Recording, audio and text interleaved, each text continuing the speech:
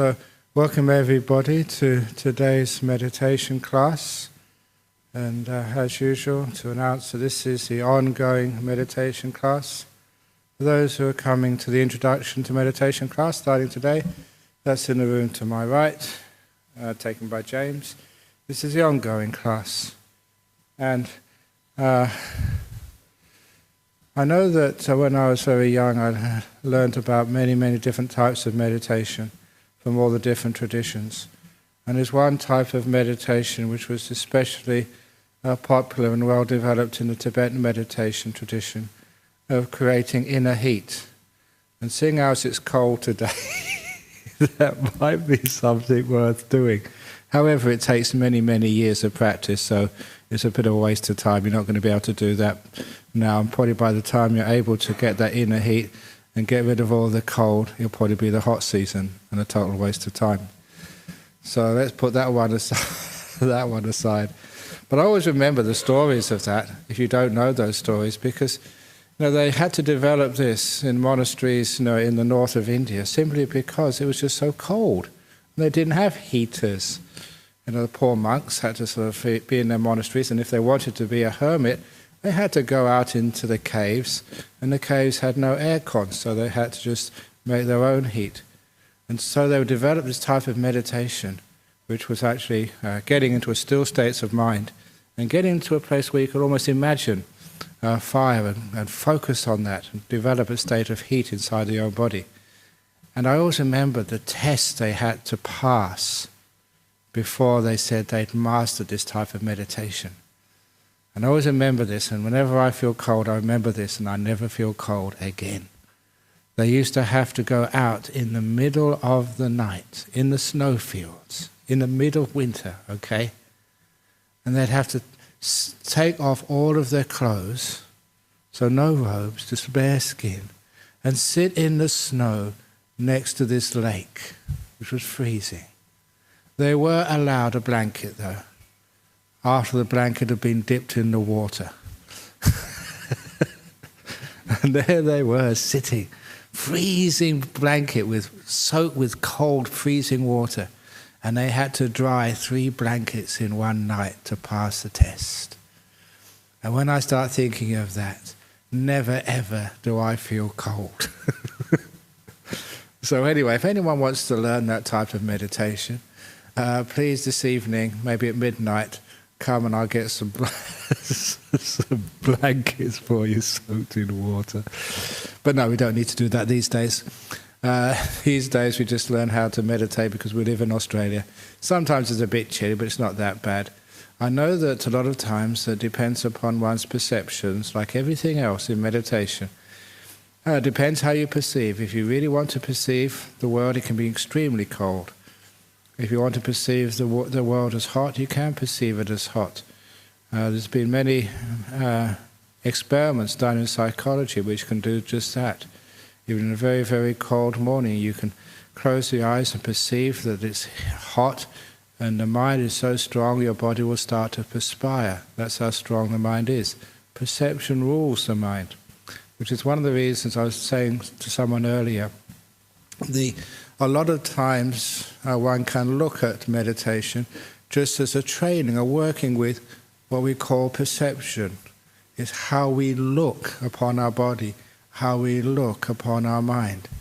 And by training our perception, we can have a very, very peaceful, deep, and very wonderful meditation. So what do I mean by training our perception? Is we train it to sort of look and recognize such things as peace and stillness.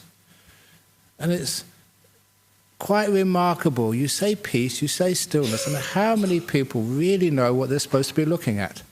We have to train our perception to recognize these things, first of all, what they are.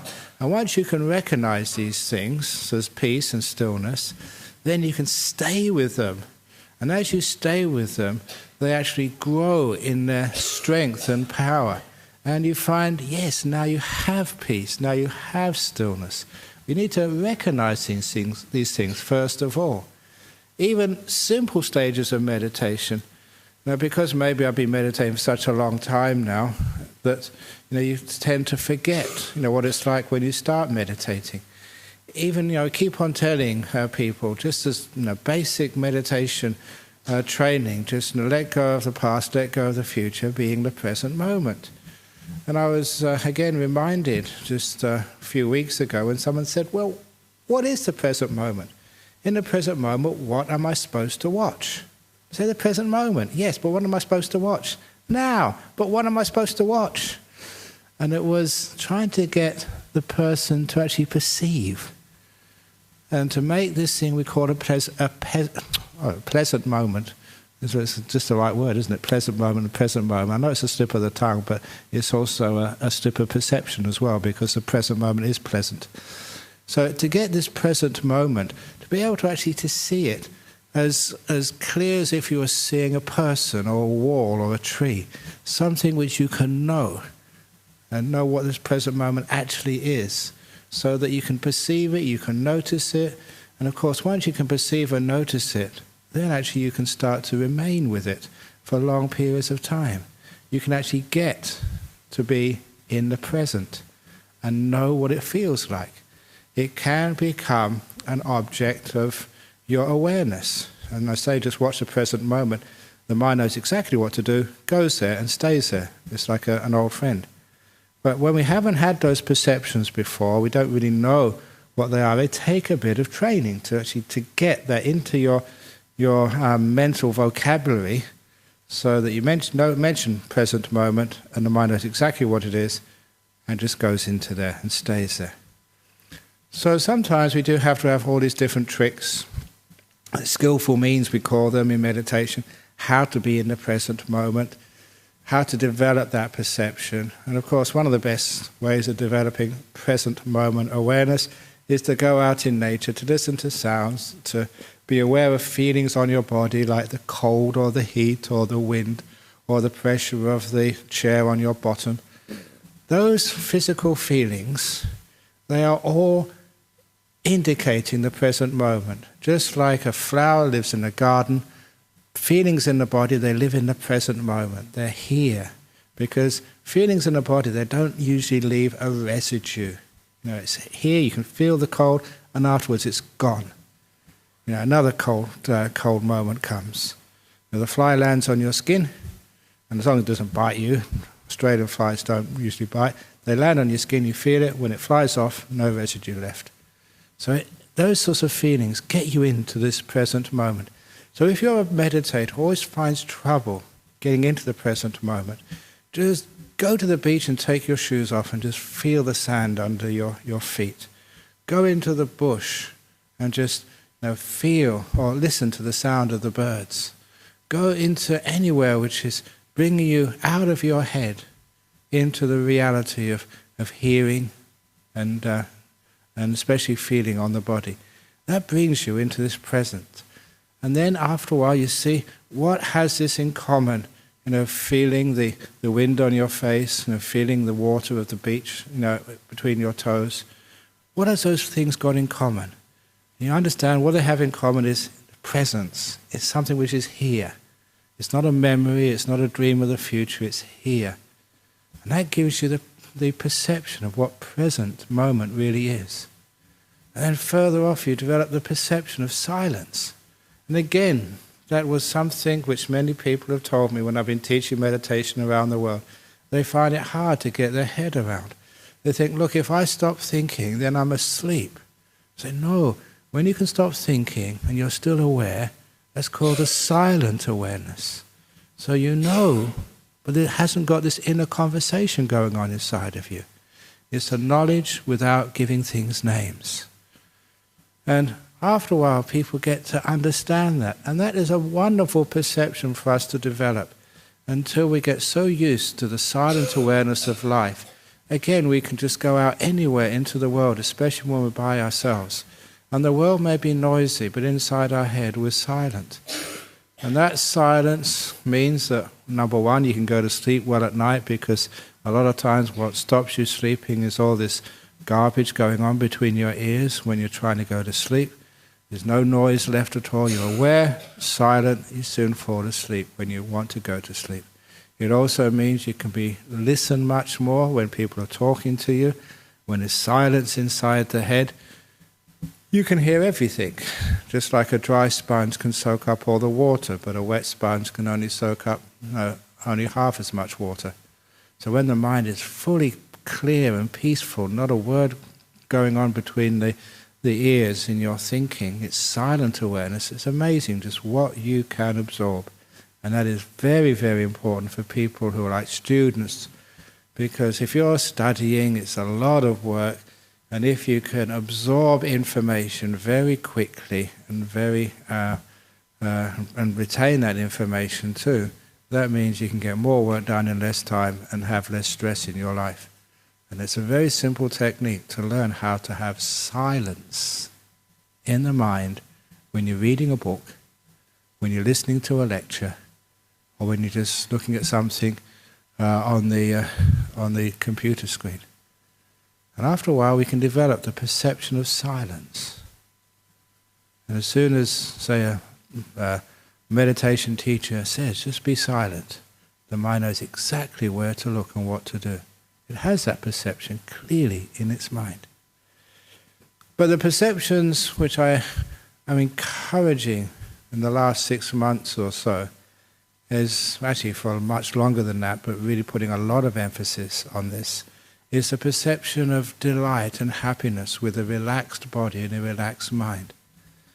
When you are relaxed, you're sitting in an armchair after a hard day's work, you had your cup of tea or coffee, whatever it is, you haven't got the TV on, and your body feels good. Or you may just be on a deck chair in the garden on a warm afternoon, and you're just relaxing. The body feels good. You may have just been fortunate enough to have a massage or been to a spa, and everything is nice and loose. The body feels delightful. Now that perception of a delightful, relaxed body, again, is something which is quite important in meditation. If you can develop that perception of a relaxed, peaceful body, what it means is your mind will go there again many, many, many times. You know why we're meditating. To get this delightful feeling in the body where there's hardly any sort of aches or pains. I just remembering this morning, because every morning on Saturday morning we go on an arms round, and it's very cold this morning. And when we go on arms round, as you would know, we don't wear any shoes. We walk barefoot for an hour through the streets of Perth. And of course you get a bit cold, but it doesn't really matter, because after about 15 minutes you can't feel your feet anyway. No, that's only a joke. But afterwards, the Sompop who accompanies us, washes the feet in warm water, and it's just so nice. You've been really cold and you get this beautiful warm foot bath afterwards. Do you remember those times maybe you've been in cold countries and after a walk you sat down and soaked your feet in warm water? It feels so relaxing and delightful. All the tightness of the cold vanishes and things get free. It's a pleasure of relaxation. And that pleasure of relaxation, that perception of that pleasure, is really important. Because that means that when you are meditating, you start developing that delight in the body. It may not be perfect relaxation. Some of you getting old, there's always going to be a few aches and pains. But this is minimal aches, minimal pains. And that is a relief. That is a blessing. It's delightful. So beginner meditation, we actually like sitting here. The reason why that perception of delight is important is because that stops you wandering away, thinking about all sorts of things. It's the delight in this moment keeps the mind still. Without that delight, it's natural, you can't stop it. The mind will go thinking about this, thinking about that. It's escaping, looking for pleasure anywhere else. The pleasure is there in the moment if you could only perceive it. Once you perceive it, you stay there. The pleasure actually grows. And that's precisely also what one does when, after relaxing the body, feeling a delightful, relaxed body, then one goes into relaxing the mind. And you find that in the present moment, it is delightful. Just being here. And I try to market this again and again. All that stuff about the future, such a worry. Somebody called our monastery on Friday and said there was an asteroid heading for Earth. You better watch out. Of course, it missed again. Nothing ever exciting happens to monks. But anyway, it missed again. But why did they call you up in the first place? You know, if it's going to hit, it hits. If it doesn't hit, it doesn't hit. It's a waste of time worrying about it. But, you know, sometimes we just love worrying about things. Why is that? Why can't we just stay in this present moment, enjoy where we are now? Because there's a certain delight and happiness in worry. The same as a delight and happiness in searching through the past. You know, because, you know, when the past is actually happening, you can't really control it. But when you're out of the past, you can sort of pick and choose and think, oh, if I should have said this, and then that would have happened. But it is still so much of a waste of time. But if you can be in the present moment and see the delight in the present moment, not only just perceive what the present moment is, but perceive it as delightful, as happy. What a wonderful freedom that is. To have no past to worry about, have no future to be anxious about. You are like totally free. Have you ever just even imagined, just like being just like a hermit in a nice cave, you know, somewhere in Australia, warm, plentiful supply of food, with no worries at all in the world, no assignments to hand in for your PhD, no worries about how you're going to pay your bills, no worries about health, old age or family, just perfectly free. Can you imagine that, just being on some mountain somewhere, just totally free of all past and all future, having not a worry in the world, not one worry about anything?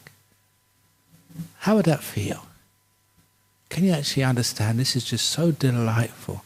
It's a delight of contentment, perfectly at peace, nothing missing, nothing to do, nothing to achieve, nowhere to go.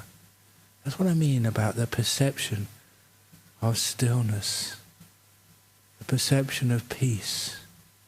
You find that in the present moment. That's part of what the present moment is like. It has an element of the delight of peacefulness. And that's even more so when your mind becomes silent. See if you can develop the delightful perception of a mind which has got nothing to talk about. It's as silent as the vast inner parts of Australia, where you can go and there's not a sound of anything for miles and miles. Perfectly still. Those are delightful experiences.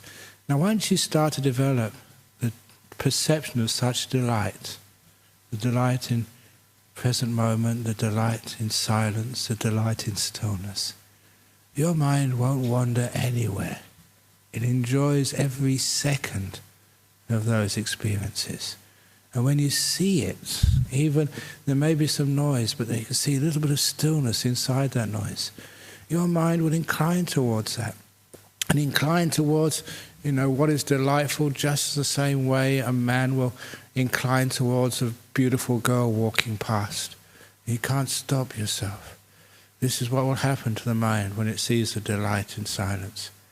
And the mind will go towards that silence, stay there, and the silence and the delight will grow and grow and grow.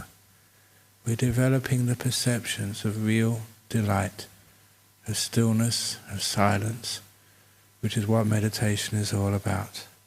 And, quite frankly, this is just what the Buddha said, and what monks and nuns, meditators who go very deep will always say to you. It's the highest delight of all. The delight of stillness, of silence, when nothing moves, when everything has stopped. That is the biggest happiness you can ever experience in this world. Try it and see. So that is just a little introduction of playing with some perceptions. And if you have skill in your perceptions, then you'll have very easy time when you're meditating. So we can start now by sitting down, if you're not already doing so. Get your body nice and comfortable. And I should announce once more that this is the ongoing meditation class. If you come to the series of 4 lessons, the Introduction to Meditation class, that is happening in the room to my right. And also please make sure your mobile phones are all turned off if they're not already, so there's no disturbance.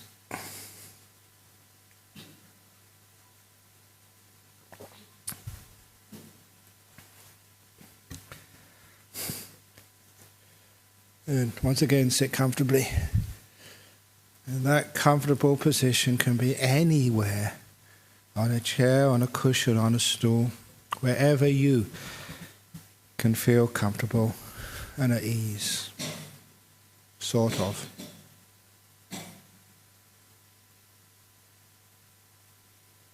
And then, with the eyes closed, bring attention onto your body. Get in touch with the feelings and sensations on the body, the aches and the pains, the tightnesses, the stress, the knots inside your body. Be aware of them. If you can do something about them, do it. You want to sort of untighten the belt. If you want to loosen a button. If you want to fidget your bottom, please do so.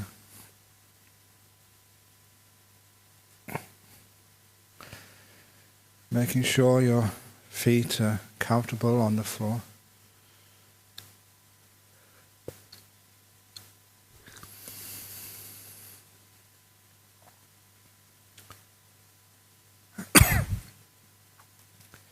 And don't just spend a few seconds on this. Spend a couple of minutes or more with your body. We neglect our body so much as we're so busy doing other stuff, which means our body gets sick. So please spend maybe 5 minutes of quality time, full awareness with your own body. And you find you can always relax it a little bit more. There's always something else you can do to make it that little bit more comfortable.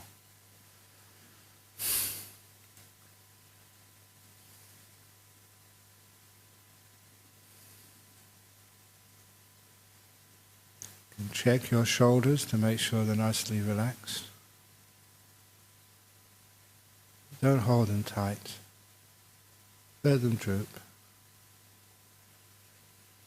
Making sure that your face is relaxed. You just have to look at other people to see the tension, the tightness in the muscles around their eyes and their mouth. So just be aware of your face and see if you can just loosen up a little bit.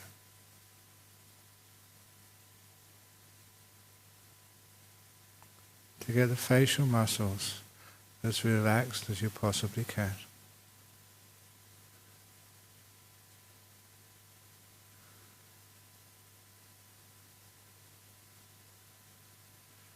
And see if you can notice a certain type of pleasure, a delight of the facial muscles when they're relaxed.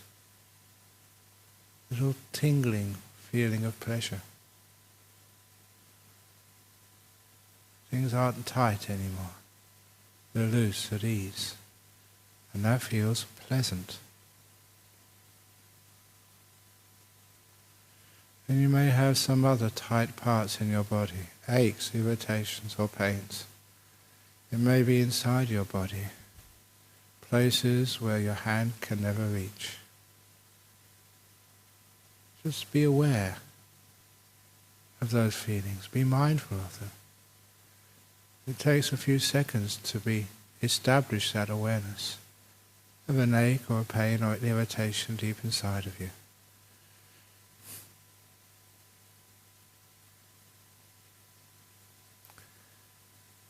Once you have perceived that inner place of stress. See if you can relax it. The mindfulness gives you feedback. And you can notice a feeling inside of you, the irritation, the pain, the ache, get worse or better. Find out what causes it to get more tense. Find out what causes it to relax.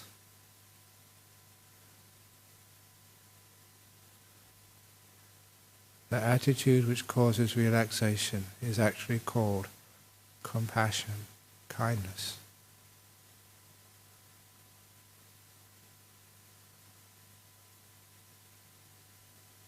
And as that ache, the irritation inside of you gets less, as the inner part of you relaxes, that too feels delightful.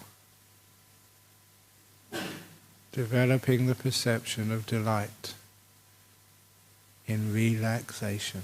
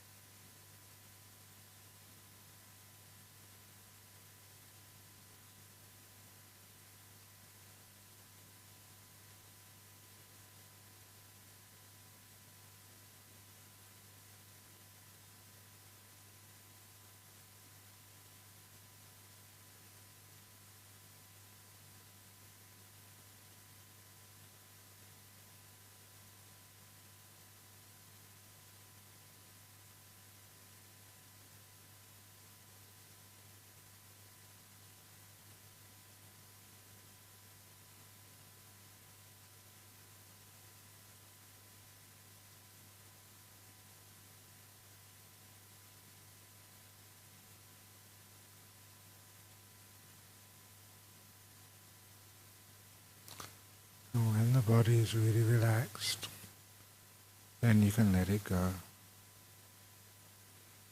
And do the same with the mental world.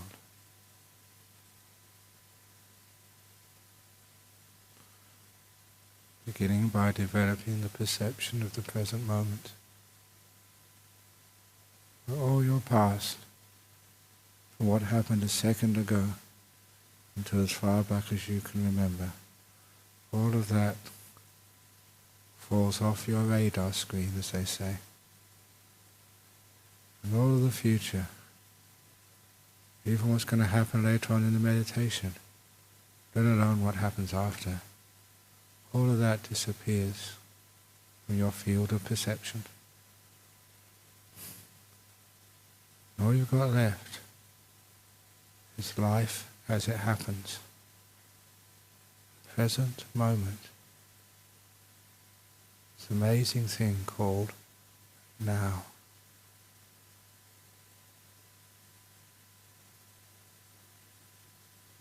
And in this present moment, see if you can develop the perception of the delight in the present moment. Just the pleasure of just being without the burden of the future and past.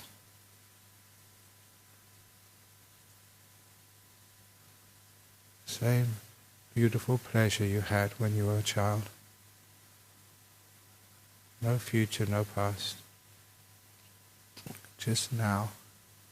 Just being.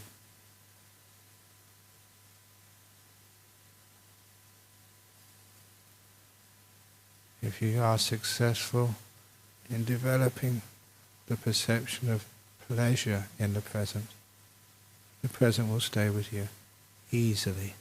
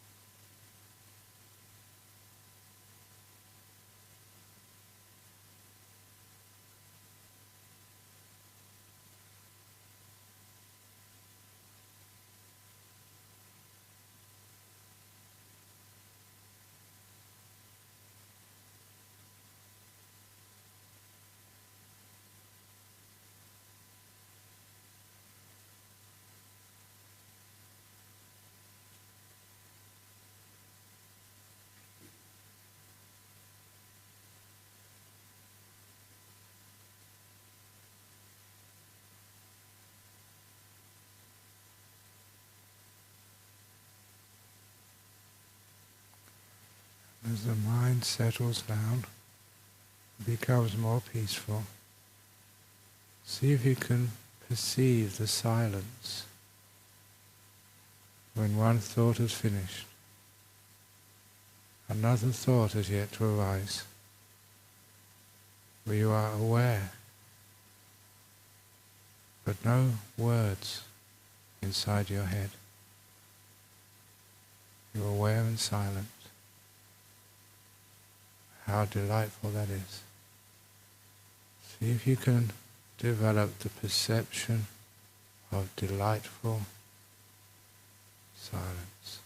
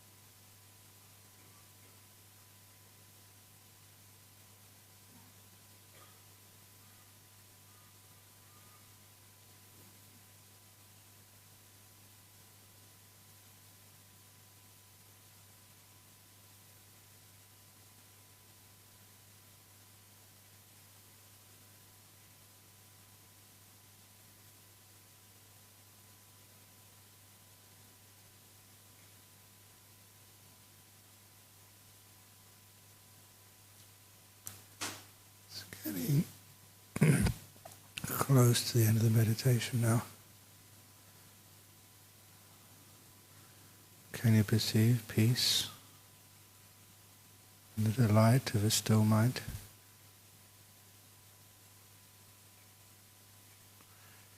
Just enjoy the deep relaxation at the end of a meditation.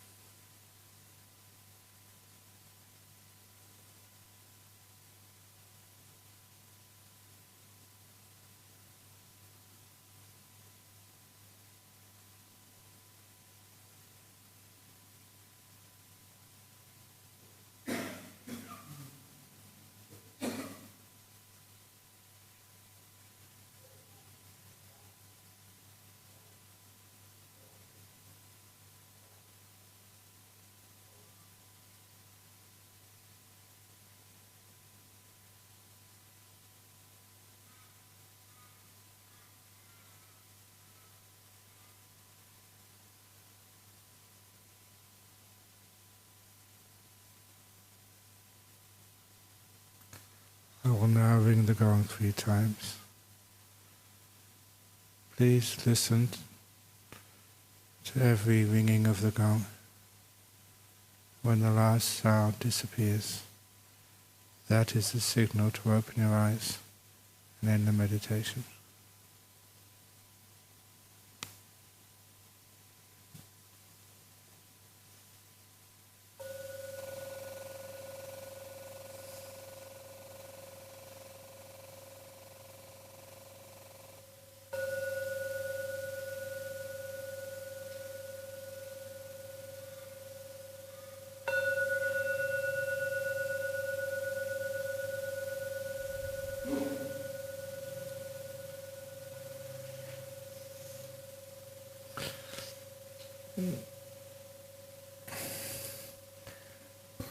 Very nice.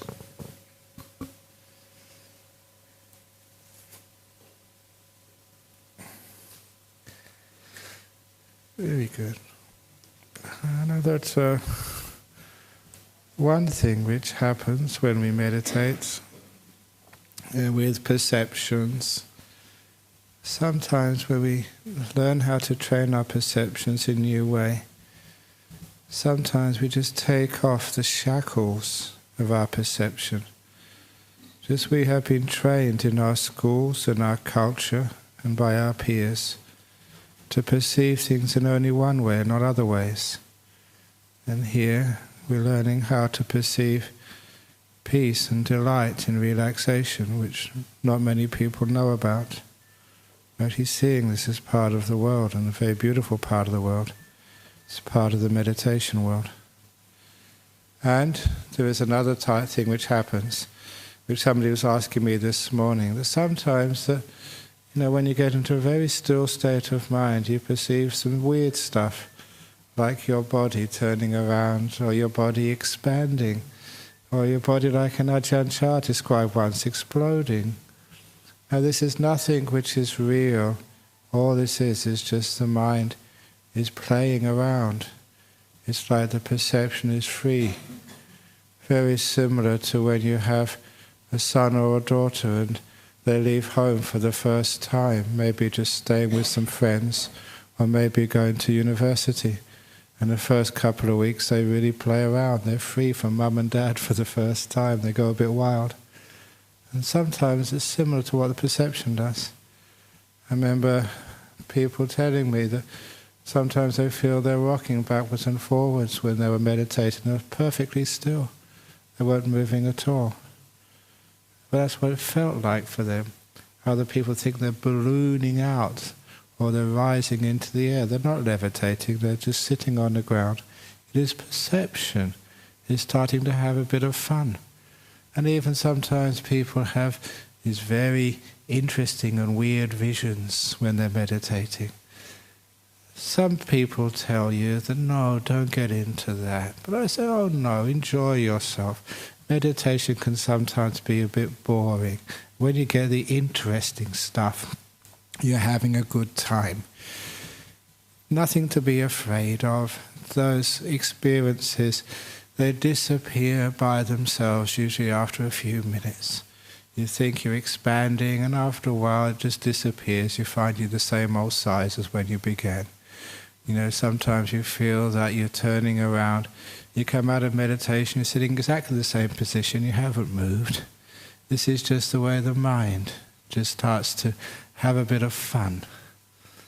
And you just enjoy that, and just like many other things in meditation, just let it be. And it vanishes by itself. And afterwards, usually, the mind gets very, very still and very peaceful. It's just a stage in meditation.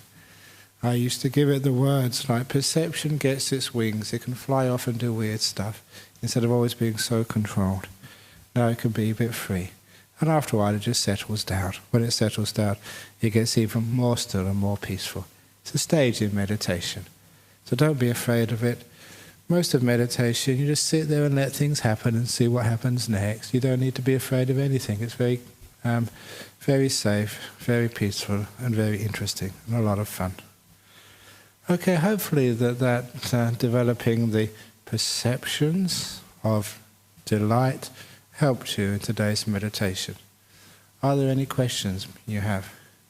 There's, I think, no questions from the thing. Yes?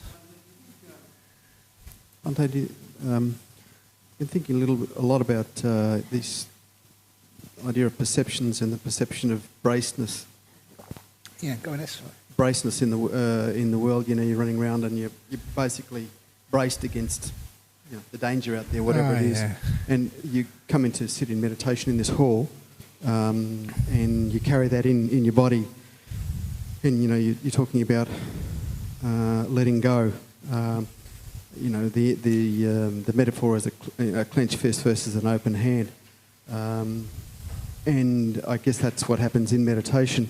But my question to you is that, as letting go, as you move from braceness to letting go of control or letting things be, do you think, to what extent is the deepening of that a natural inclination towards metta and loving kindness? In deep stillness, does metta, loving kindness towards oneself, arise spontaneously, and to others as well, spontaneously? Indeed. This is where metta, letting go, stillness all merge. I was watching a couple of documentaries recently. People have been sending me these. There was one of I think an Indian lady had a near-death experience. And she went through the light, which is the same as an image you have in deep meditation, to the realm of pure love and deep peace, great stillness, great pleasure. Now, you know that realm very well in deep meditation. But what is always interesting to me is how some people say deep bliss, and some people say all-embracing love, unconditional love. And you can see that these things all come together there. The deepest meaning of love, I'm talking about the very deepest meaning of love. The deepest meaning of metta is letting go, peace, stillness, all-embracing, unconditional. All of those things are all pointing to the same thing. The metta, you know, the love we know in real life, is only a fraction of the real thing. And the stillness you have in meditation, you get really still. You find, wow, this is what you're feeling just maybe at the end of this meditation is nothing like the powerful stillness in the deep meditation states. So you can actually see, yes, it does arise naturally, because it is the same thing. It is a stillness. Thank you. That's why, when you do this meditation, it's not just making yourself relaxed and enjoying the delight of a relaxed body. You're getting incredible insights into the nature of the mind and also the nature of truth. You know, everyone likes to receive love and give love, but what actually is it? And to see this beautiful unconditional, which is letting things go. Unconditional love means not controlling, letting things be, not interfering, which is stillness, which is peace. Bhante, most of the time people experience that unconditional love in relationships if they've got a halfway decent relationship. If you do meditation on a regular basis and go to deep places in meditation, is it expected that that will spill over past the two of you out into the world so that you begin to extend that deep sense of compassion that you would normally share with just a couple of people, maybe family and friends, outwards? Of course that happens. That's why some people ask most, don't you miss relationships? No, we have a much broader relationship than most people do. Now, why love just one other person when you can love hundreds and thousands? And I mean that, if you can get your head around what I'm saying. No, I believe you, actually. I think that you have more intimacy with people in the world than a lot of... Yeah, but it's also, again, it's often heard me say, it's extending that love towards oneself as well. Be at peace with oneself. You know you're at peace with oneself when there's no business. The past and the future are very easy to let go when you're at peace with yourself. And I like that word you used earlier, just about bracing. We brace against the future as well. We're just so scared. We brace about the past, all these memories, oh God, what did I do? I don't want to face that one again. But you just open up totally to those things. You let them go. Forgiveness. Letting it be. I said a nice little tale, because you're a psychologist. It's a nice little skillful means to give forgiveness, because people find it hard to forgive others. So I developed this last night. If you find it hard to forgive other people, go into a forest, find a crooked tree, and forgive it for being crooked. Now you do that, because what you're doing there, you see just how stupid it is not forgiving people for being just who they are. Because the crooked trees, as you heard me say many times, they're the beautiful ones. The ones which are straight and perfect, they're just so boring, and they're plastic, they're not real. But in a forest, because I live in a forest, there's never any tree which is perfect, except that one over there, but that's made out of paper, that's a fake. It's got no brown leaves on it.